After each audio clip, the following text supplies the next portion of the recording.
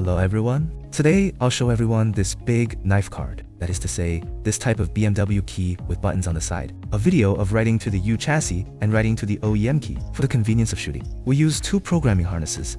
Now, the wires have also been properly soldered according to the wiring diagram. I'll directly show everyone how to read and write with this.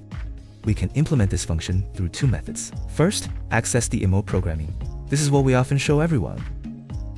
You can also access the remote function. There is a smart key clone function. There is a BMW BDC3 BCP smart key clone here.